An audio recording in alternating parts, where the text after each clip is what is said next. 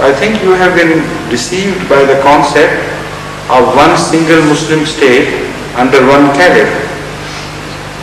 This is wrong. Islam never dictates that the caliph must always be the temporal head as well. This is why Hazrat Khalifatul Masih Sani made it very clear that if any at my time or at any other time Ahmadis gain power in any country and were the rulers of that country, Khilafat would remain separate from the statecraft.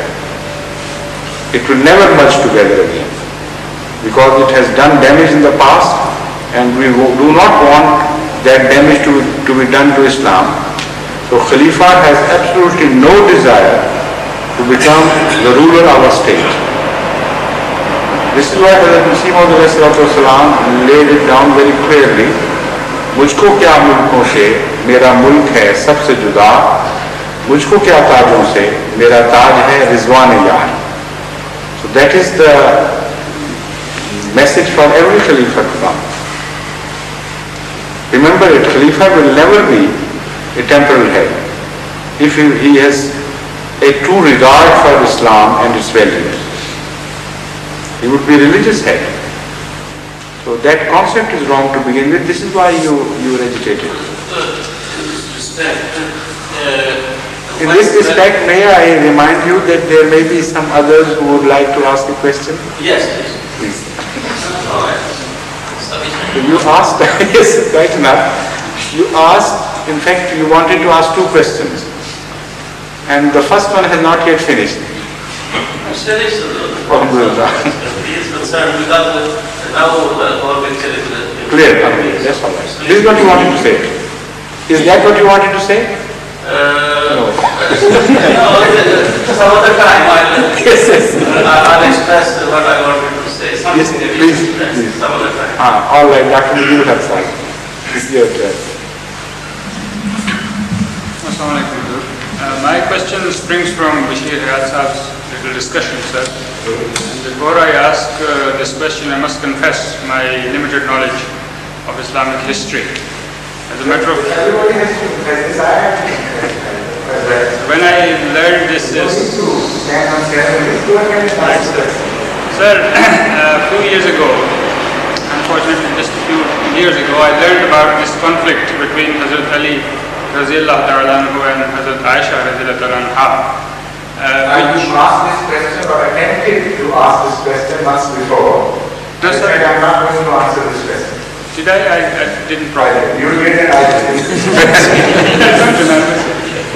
Thank you, sir.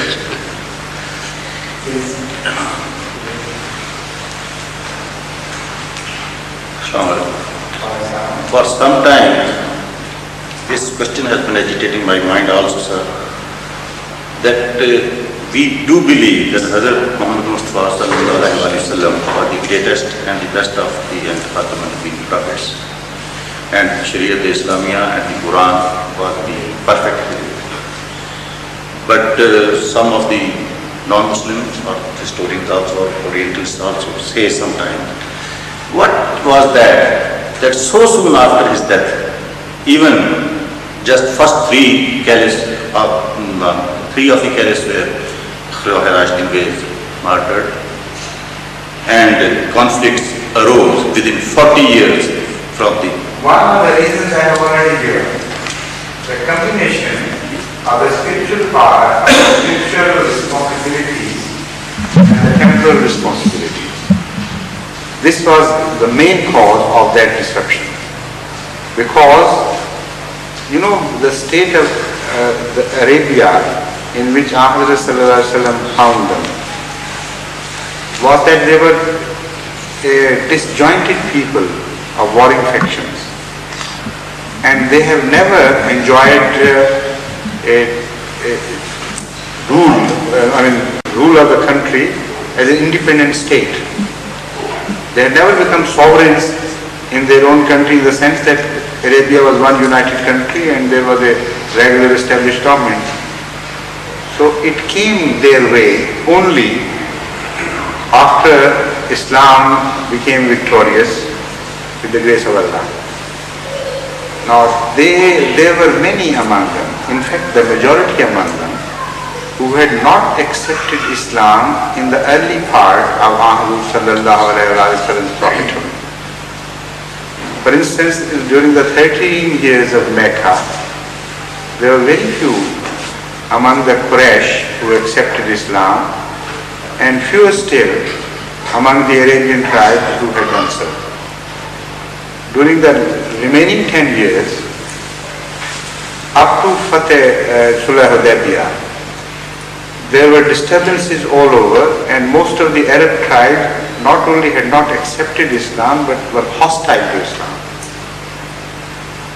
Now, how much time is left to Ahmad sallallahu alaihi wasallam between Sulh Hudaybiyah and Fatah Makkah? That is 2 years at most, roughly speaking, plus minus. So that is to say, most of the people who accepted Islam was the majority who went with Ahmad sallallahu alaihi wasallam as 10,000 godly people, Qudusi. The majority among them accepted Islam during this Sulh Hudaybiyah period, Hudaybiyah peace period. And then again war started, although no bloodshed is witnessed during the conquest of Mecca, but after that, the fight of Hunayn and Ghatfan and so on and so forth. So, whoever accepted Islam during this period had very little time to be educated. And after Fateh Makkah, the youth who accepted Islam not under duress but of free will had practically no time to learn things from Ahmad sallallahu alaihi wasallam, because he stayed there for a very short while, and after some engagements he went back to Medina. And the distance between Medina and Mecca, as you know, is 250 some miles. So there were no modern communications. The obvious fact that they were not trained in the values of Islam was made apparent at Jang-e-Hunayn, at Ghazwa Hunayn.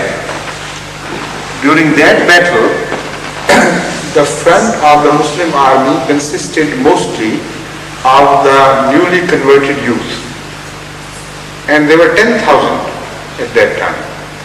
The enemy was much smaller in number, and they became proud of the fact that they were so numerous.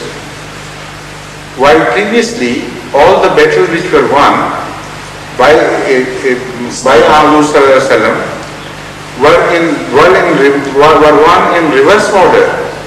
The majority was on the enemy side, and the minority was on the side of Ahmad sallallahu alaihi wasallam. So they forgot the message, to learn the message, to learn the lesson, that it was Allah's aid which had made a small people victorious over a great people, and it was not the number which mattered. So why there was an apparent defeat at that time was because of this lack of education, lack of proper teaching of Islam. This youth became proud of their own strength, and Allah gave them a very terrible message to be remembered long after. They were so completely routed that except for Hazrat Muhammad Mustafa sallallahu alaihi wasallam and a few whom you can count on fingertips, the entire Muslim army fled. And even the companions of Ahmad sallallahu alaihi wasallam could not help running away. In fact, they were carried away by the tidal waves of those people who were rushing backwards. Nobody could remain there. They were just lifted off the battlefield. Why? Son? Most of the companions were still alive. All of them were companions. No, what I am talking about is, I am talking of a day when all of them were companions. But the majority among them were untrained.